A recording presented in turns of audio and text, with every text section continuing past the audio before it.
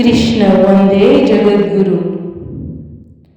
ಆದುದೆಲ್ಲ ಒಳ್ಳೆಯದಕ್ಕೆ ಆಗಿದೆ, ಆಗುವುದೆಲ್ಲ ಒಳ್ಳೆಯದೇ ಆಗುತ್ತಿದೆ, ಆಗಲಿರುವುದು ಸಹ ಒಳ್ಳೆಯದೇ ಆಗಲಿದೆ. ರೋಧಿಸಲು ನೀನೇನು ಕಳೆದುಕೊಂಡಿರುವೆ?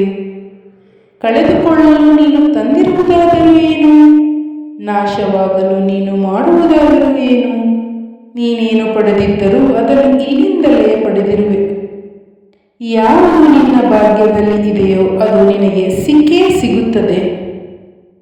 ಯಾವುದು ನಿನ್ನದಲ್ಲವೋ ಅದು ನೀ ಎಷ್ಟೇ ಪ್ರಯತ್ನಿಸಿದರೂ ಸಿಗಲಾರದು.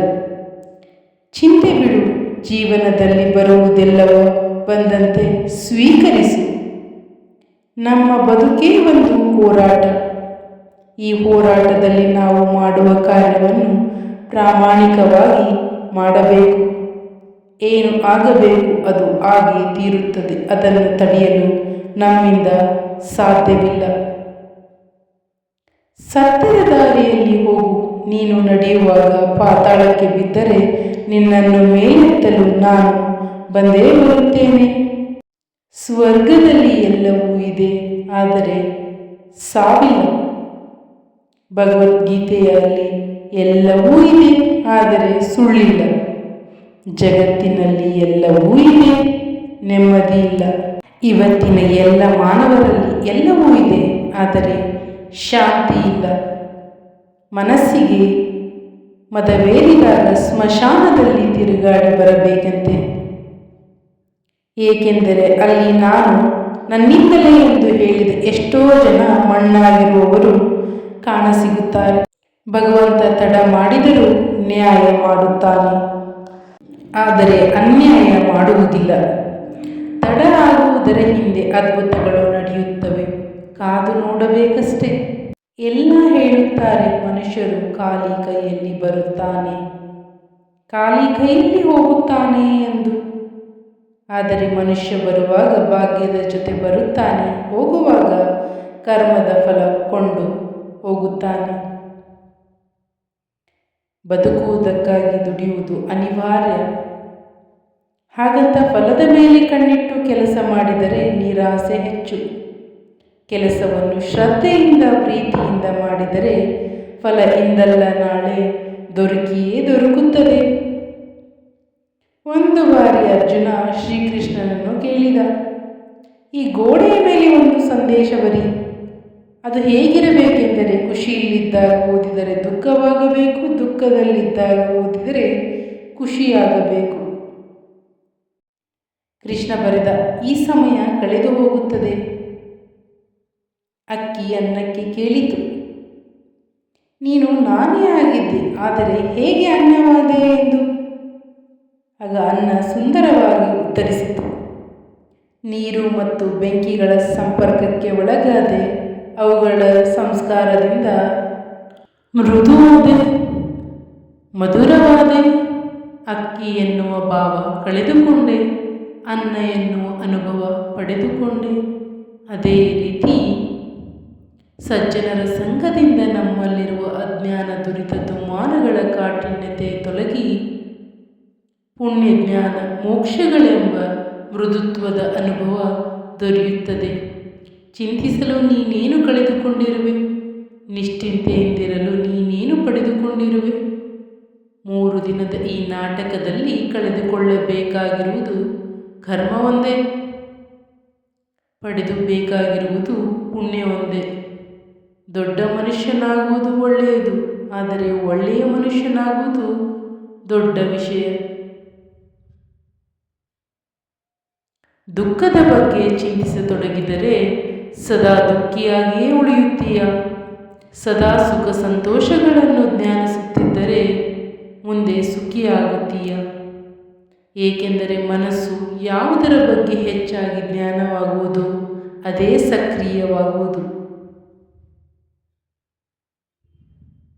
ಪರಮಾತ್ಮನಲ್ಲಿ ಏನನ್ನಾದರೂ ಬೇಡುವುದಾದರೆ ಪರಮಾತ್ಮನನ್ನೇ ಬೇಡು.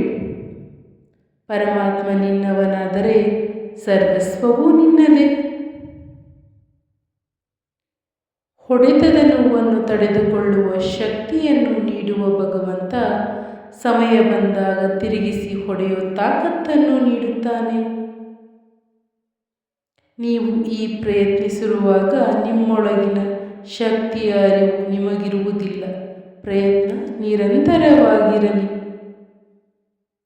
ಒಂದು ವೇಳೆ ಮನುಷ್ಯ ತನ್ನ ನಿರೀಕ್ಷೆಗಳ ಮೇಲೆ ನಿರಂಕುಶ ಹಾಕಿ ತನ್ನ ವಿಚಾರಗಳನ್ನು ಬೇರಾವುದೋ ಪರಿವರ್ತನೆಯ ಬದಲು ತನ್ನ ಅಂತರಂಗವನ್ನು ಪರಿವರ್ತನೆ ಮಾಡುವ ಪ್ರಯತ್ನ ಮಾಡಬೇಕು. ನಾವು ಸಂಬಂಧಗಳಲ್ಲಿ ಸಂತೋಷವನ್ನು ಹುಡುಕುವಲ್ಲಿ ಕಷ್ಟವಾಗುವುದೇ ಇಲ್ಲ.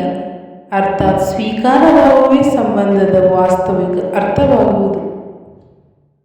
ಸಮಸ್ಯೆ ಸವಾಲುಗಳನ್ನು ಯಾರ ಅವಶ್ಯಕತೆಗಳನ್ನು ಪರಿವರ್ತನೆ ಮಾಡಿಕೊಳ್ಳುತ್ತಾರೋ ಅವರು ಮಾತ್ರ ಬದುಕಿನಲ್ಲಿ ಗಟ್ಟಿಯಾಗಿ ನಿಲ್ಲಬಲ್ಲರು. ಒಂದು ಕಲ್ಲು ಒಂದು ಸಾರಿ ಮಾತ್ರ ಮಂದಿರಕ್ಕೆ ಹೋಗುತ್ತದೆ, ಹೋಗಿ ಭಗವಂತನಾಗುತ್ತಾನೆ. ಆದರೆ ಪ್ರತಿದಿನವೂ ಮಂದಿರಕ್ಕೆ ಹೋಗುವ ಮನುಷ್ಯನು ಮಾತ್ರ ಕಲ್ಲಾಗಿಯೇ ಇರುತ್ತಾನೆ. ಯಾವ ರಾಜನು ಸದಾಕಾಲ ರಾಜನಾಗಿರುವುದಿಲ್ಲ. ಯಾವ ಶ್ರೀಮಂತನು ಕೊನೆಯವರೆಗೂ ಶ್ರೀಮಂತನಾಗಿರುವುದಿಲ್ಲ. ಯಾವ ಬಡವನು ಕೊನೆಯವರೆಗೂ ಬಡವನಾಗಿಯೇ ಇರುವುದಿಲ್ಲ.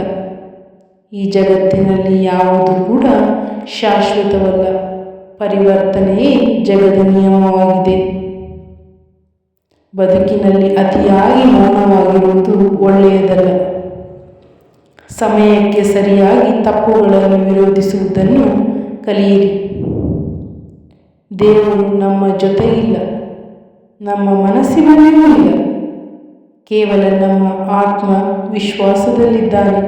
ಯಾವಾಗ ಮನುಷ್ಯನು ತಾನು ಮಾಡಿದ ಕರ್ಮಫಲಗಳನ್ನು ಇದೇ ಜನ್ಮದಲ್ಲಿ ಅಥವಾ ಮುಂದಿನ ಜನ್ಮದಲ್ಲಿ ಅನುಭವಿಸಬೇಕಾಗುತ್ತದೆ ಎಂಬ ಜ್ಞಾನವನ್ನು ಅರಿತುಕೊಳ್ಳುತ್ತಾನೋ ಆಗ ಇಡೀ ಜಗತ್ತು ಬದಲಾವಣೆಯತ್ತ ಸಾಗಿಬಿಡುತ್ತದೆ. ಚರಿತ್ರೆಯಲ್ಲಿ ಗೆದ್ದವನಿಗೆ ಗೆದ್ದವನು ಎನ್ನುವ ಜಾಗವಿದೆ. ಸೋತವನಿಗೆ ಕೂಡ ಇಂಥವನೊಂದಿಗೆ ಸೆಣಸಾಡಿ ಸೋತ ಎನ್ನುವ ಜಾಗವಿದೆ.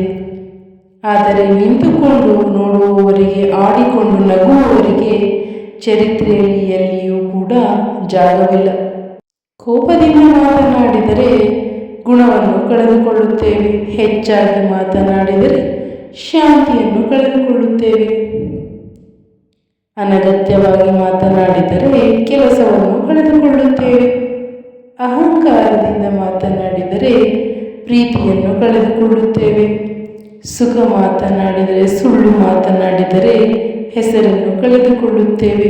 ವೇಗವಾಗಿ ಮಾತನಾಡಿದರೆ ಅರ್ಥವನ್ನು ಕಳೆದುಕೊಳ್ಳುತ್ತೇವೆ. ಪ್ರೀತಿಯಿಂದ ಮಾತನಾಡಿದರೆ ಎಲ್ಲವನ್ನೂ ಗಳಿಸುತ್ತೇವೆ. ಬದುಕಿನಲ್ಲಿ ಏನೇ ನಡೆದರೂ ಒಳ್ಳೆಯದೇ. ವರ್ತಮಾನದಲ್ಲಿ ಏನಾಗುತ್ತದೋ ಅದೆಲ್ಲವೂ ಉತ್ತಮವಾಗಿ ಇರುತ್ತದೆ. ಮುಂದೆ ಏನಾಗುವುದು ಅದೆಲ್ಲವೂ ಚೆನ್ನಾಗಿಯೇ ಇರುತ್ತದೆ. ಭವಿಷ್ಯದ ಬಗ್ಗೆ ಚಿಂತಿಸಬೇಡಿ. ವರ್ತಮಾನದಲ್ಲಿ ಒಂದು ಬಾರಿ ಅರ್ಜುನ ಶ್ರೀಕೃಷ್ಣನನ್ನು ಕೇಳುತ್ತಾನೆ, ಎಲ್ಲವೂ ಹಣೆ ಬರಹದಲ್ಲಿದೆ, ಪ್ರಯತ್ನಪಟ್ಟು ಫಲವೇನು ಎಂದು.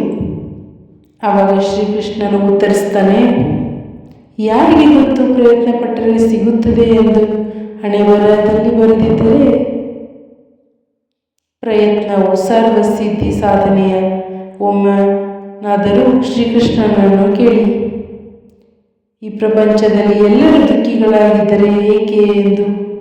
ಆಗ ಶ್ರೀಕೃಷ್ಣನನ್ನು ಮುಗುಳ್ನಗುತ್ತಾ, ಸುಖ ಎಲ್ಲರ ಬಳಿಯೂ ಇದೆ, ಆದರೆ ಎಲ್ಲರೂ ಇನ್ನೊಬ್ಬರ ಸಂತೋಷದಿಂದ ದುಃಖಿಗಳಾಗಿದ್ದಾರೆ ಅಷ್ಟೇ. ನೆಮ್ಮದಿ ಯಾವುದೇ ವಸ್ತು ಹಣದಲ್ಲಿ ಇರುವುದಿಲ್ಲ, ನಮ್ಮ ಆಲೋಚನೆ ಮತ್ತು ಮನಸ್ಸಿನಲ್ಲಿ ಇರುತ್ತದೆ. ಕಷ್ಟಪಡದೆ ಸಿಕ್ಕ ಫಲ ಎಂದಿಗೂ ಸುಖ ಕೊಡುವುದಿಲ್ಲ. ಸುಖವನ್ನು ಕಷ್ಟಪಡುವುದರಲ್ಲಿ ಹುಡುಕಿ.